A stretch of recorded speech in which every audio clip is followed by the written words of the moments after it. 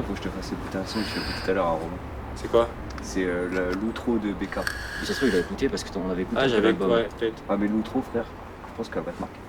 Ah ouais? Ah, vraiment, ouais, c'est fort par contre. Ah ouais? Bah, juste, on n'avait pas mis le son fort parce que du coup, on n'a pas trop pu écouter. Ah, vas-y, je suis chaud de baiser. Vas-y, on mettra après. J'ai pas encore écouté en entier, hein. J'avais écouté des sons. Pourtant, elle est bien. Franchement, elle est bien. Ah, Bécard, j'aime bien, moi.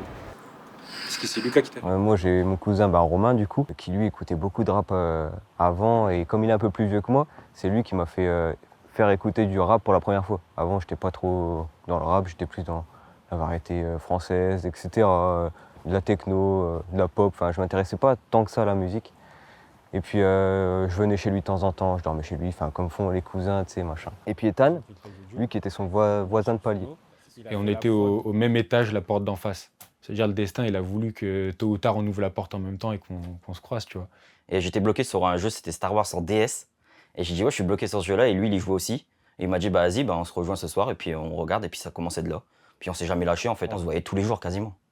C'était tout le temps comme ça. Lui, il était chez moi j'étais chez lui. Et puis, bah, vu que Thomas, c'est son cousin, indirectement, quand Thomas venait chez Romain, je voyais Thomas. Et puis au fil du temps, pareil, hein, c'est devenu un pote, puis un frérot, et voilà, ça a créé un groupe. C'est un album, le gars. Jules, c'est mon petit. Je connais pas, c'est qui lui? Le monde de Dao. Même pas poussé, gros. Le monde de Dao. J'ai jamais écouté ça. En fait, son attitude, elle est folle, gros.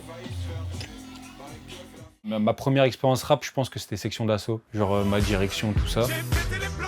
Caris hors noir. Je n'ai aucune peine, je te nique ta race. Booba Futur. Entièrement lunettes de soleil, ça les cache comme à Marseille. Ma question préférée, qu'est-ce que je vais faire de tout cet oseille? Lui, il a kiffé, du coup, il écoutait à fond le rap et tout, comme moi. Et c'est lui qui a commencé à rapper en rigolant. On rigolait sur la play, on faisait des freestyles. Il faisait un rap au micro, vieux micro dégueulasse, mais c'était nul à chier.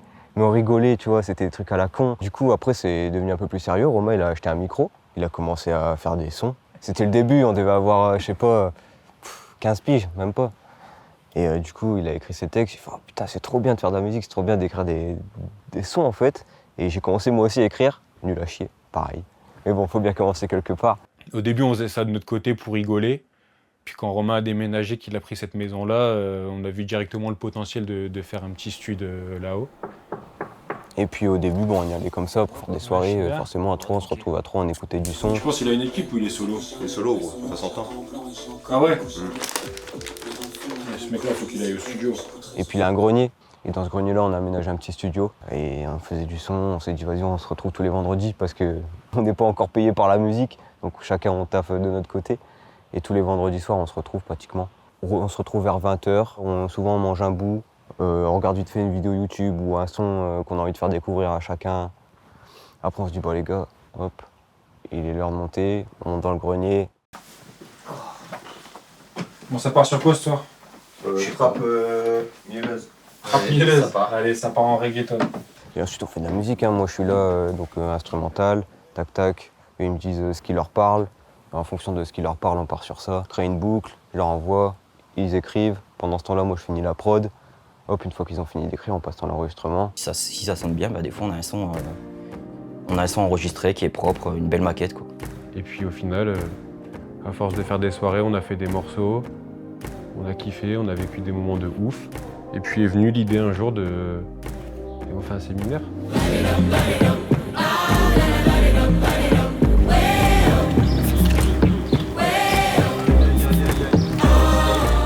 En fait, ça fait des mois, voire des années, qu'on se dit en fait, il faut qu'on fasse un séminaire, il faut qu'on parte dans une villa avec plein de monde qui fait de la musique, ou pas forcément de la musique, mais plein de monde qu'on kiffe, mais je sais pas, par manque de temps, parce que chacun travaille, par manque d'argent aussi, ça coûte.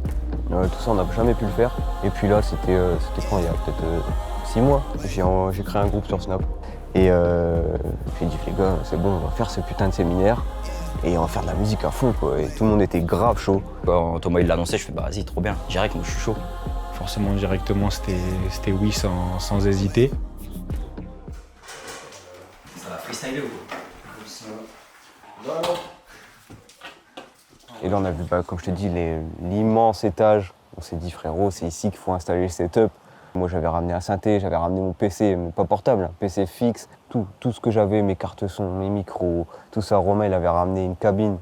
Ça c'est fou, le gars ramène une cabine. Gros. C'est qui ramène une cabine? Qui ramène une cabine? Terence, je crois qu'il avait ramené aussi ses 2 synthés, il avait son PC. J'avais jamais vu autant de matos de ma vie, tu vois. Et pro en plus, c'est ça qui était fou. Pour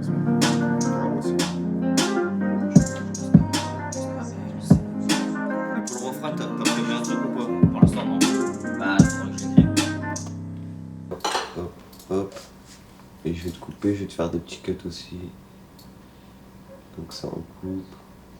Hop, là t'as Un couplet. un couplet. Mais du coup, hop. Chaque journée se ressemble à peu près. Hein. Je montais directement là-haut, je faisais du son. Il y avait déjà Terence qui était là parce que lui, il avait dormi 3 heures, le mec. En tout cas, c'est une machine, il ne s'arrête jamais. Il a jamais un. Normalement, au bout d'un moment, t'as un trop-plein, vas-y, pause. Frère, je suis concentré. Laisse-moi, s'il te plaît. S'il te plaît, s'il te plaît. On met le casque. Le gars ne s'arrêtait jamais. Et la façon de travailler, le mec, il est ultra rapide. Il a une façon de travailler tellement différente de Thomas, mais les deux se complètent tellement bien aussi que ça a fait des prods de fou et des sons de fou. Non, c'était incroyable. Puis c'est bien aussi de découvrir d'autres personnes passionnées par ça. Tu vois, ça ouvre des portes, des contacts, des gars avec qui après tu peux faire du son. J'avais jamais bossé avec lui. On se connaissait un peu d'avant, mais on n'avait jamais bossé ensemble. Et en fait, c'est surtout le fait de bosser avec quelqu'un que j'avais jamais bossé. J'appréhendais un petit peu au début. J'appréhendais parce que je me suis dit, comment ça va se passer? Ça se trouve, il n'y aura pas d'alchimie, il n'y aura pas ce truc de... Tu vois, ça se trouve, ça va mal se passer. Au final, non, franchement, tout s'est bien passé. Lui, justement, il m'a apporté des choses. Il y avait des trucs que je ne connaissais pas, il y avait des trucs qu'il ne connaissait pas. C'est lequel déjà? Celui-là, tu le descends à fond. Tu prends le point là et tu le descends. Ah merde. Faudrait qu'en fait ça fasse un truc comme ça, ouais. tu vas chercher. Non, ouais. Et là, tu mets. Au beat peut-être, non? Essaye. Et justement, le fait de pouvoir s'entraider mutuellement, ça c'est dingue, tu vois.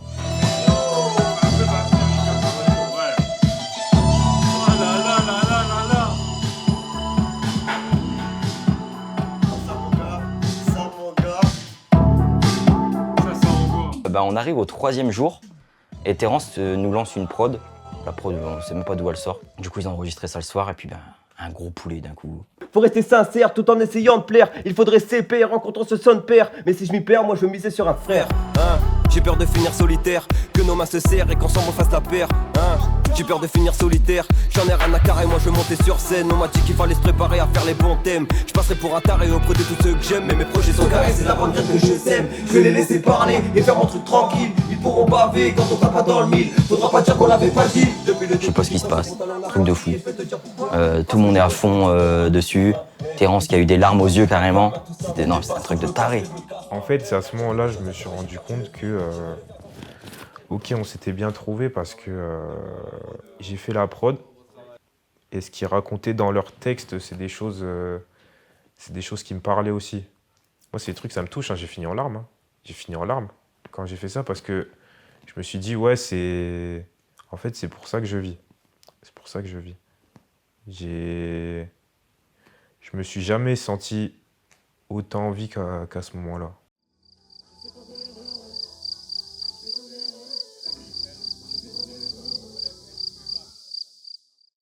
J'ai pris des risques, et parfois pour les mauvaises raisons. J'ai esquivé la toque de peu, mon papa avait raison.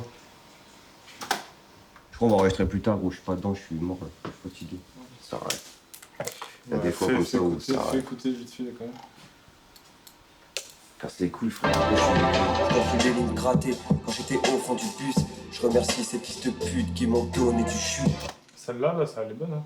La première. Je sais pas, moi je sais pas. La première. J'arrive pas à rentrer dans le son, frère. La première, il y a un truc qui me Ça dérange. se voit, ça se ressent dans la cabine. Je suis hyper exigeant avec moi-même. Et à partir du moment où il y a un truc qui me plaît pas, que j'entends un mauvais truc ou que ça sonne pas comme je voulais que ça sonne du départ, et bah ça va me démotiver. Et limite, je vais dire, bah les gars, non, j'arrête le son. Vas-y, moi je vais abandonner le son, tant pis. Ah ouais? Ouais. Ça sert à rien. Je vais pas maintenant. Bah, je te garde J'ai quand écrit même. 4 heures, hein, je vais pas réécrire 4 heures dessus, hein. C'est mort, ça va me dégoûter de la prod. Et je me suis dit, mais putain, mais en fait, j'ai écrit pendant 5 heures pour rien et j'avais le seum. Je me dis, mais les gars, c'est de la merde là ce qu'on fait, tu vois. Ce que je fais, c'est de la merde. Pourtant la prod elle était folle, tout était fou.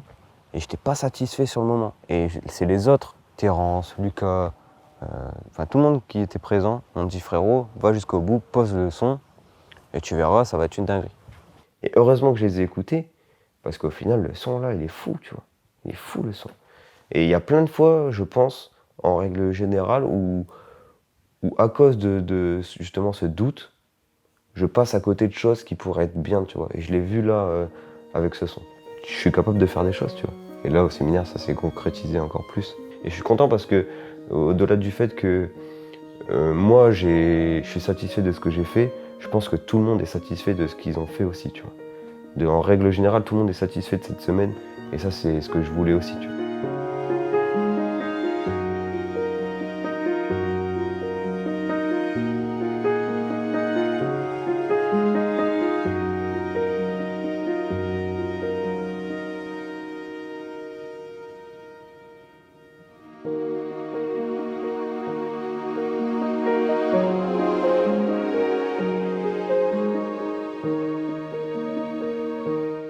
En fait, je dirais que ça tourne autour d'un mot, c'est vraiment la concrétisation, tu vois. Et c'est vraiment ce que j'en ai retenu aussi de ce séminaire en règle générale. C'est-à-dire que ça fait des années qu'on bosse sur la musique. Ça fait des années qu'on fait de la musique. Et forcément, tu passes par des moments de doute où tu te dis, en fait, c'est de la merde ce que je fais, je sais pas si ce que je fais c'est bien. Enfin, tu sais pas trop et t'es jamais satisfait de ce que tu fais, tu vois. Jusqu'à aujourd'hui, où là on s'est mis vraiment en tête de faire une semaine que du son, avec des gens qui font que du son. Et au final, la concrétisation du truc, c'est qu'on arrive à la fin du séminaire et je me dis, bah en fait, toutes ces années n'ont pas servi à rien parce que je suis enfin satisfait de ce que je fais, tu vois.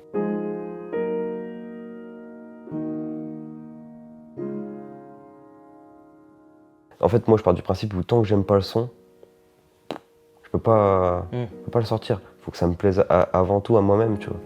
Avant, c'était pas possible. Je pouvais pas écouter un de mes sons. C'était impossible, mec. Même faire écouter un son de mes parents, impossible. Parce que j'étais pas satisfait du travail que je faisais, tu vois. Alors que maintenant, ça va mieux. Je pense que je suis à un point où je peux me dire, ça y est, même si ça plaît pas à tout le monde, je pense faire de la bonne musique, tu vois. Et ça, j'ai mis quasiment 10 ans à atteindre ce moment-là. Je sais pas quel nom je donnerais au syndrome, mais c'est un peu le syndrome de t'es jamais satisfait réellement. Tu sais que tu peux toujours faire mieux, ou en tout cas, t'as toujours l'envie de faire mieux, et tu te dis si je le sors maintenant et que dans 3 mois je fais mieux, pourquoi je l'ai sorti maintenant et pas dans 3 mois? Alors qu'au bout d'un moment, il faut se lancer. Tout le monde a commencé par un endroit. Tu peux pas commencer à la perfection directement, t'es obligé de te lancer tôt ou tard. Se lancer, pour moi, c'est une forme de réussite parce que c'est tellement difficile, en tout cas je parle pour moi personnellement, peut-être que pour les autres, ils n'ont pas de mal. Mais en tout cas pour moi, ça a été vraiment se lancer, se dire vas-y, je peux sortir des trucs. Je pense que c'est une forme de réussite, mais personnelle.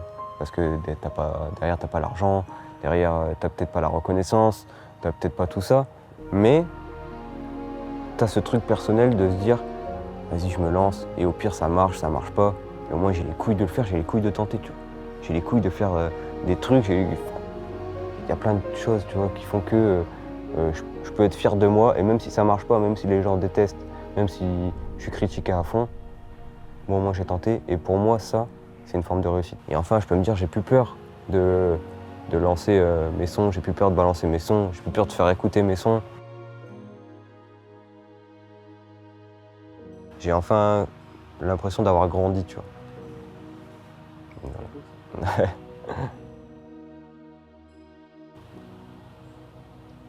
Je pense que là, on est sur la bonne voie.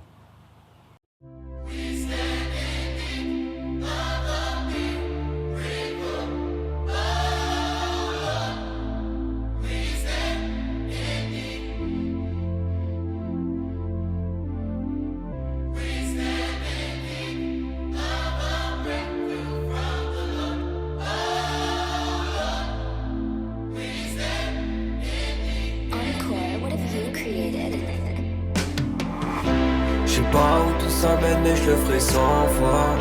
J'espérais juste un signe, j'attends qu'on me l'envoie. On m'a pris beaucoup de choses, mais je suis resté moi. Je voulais juste qu'on m'entende, yeah, yeah. Je sais pas où tout ça mène mais je le ferai 100 fois. Je me reconnais plus dans le reflet du miroir. J'ai dit adieu trop souvent à des gens que j'aime. Je voulais juste qu'on me voie, Je compte plus le nombre de fois je suis resté tant froid. J'ai toujours pas trouvé la réponse en toi. Je suis persuadé que je marche encore sur la bonne voie. La bonne voie. Je compte plus le nombre de fois que je suis resté tant froid.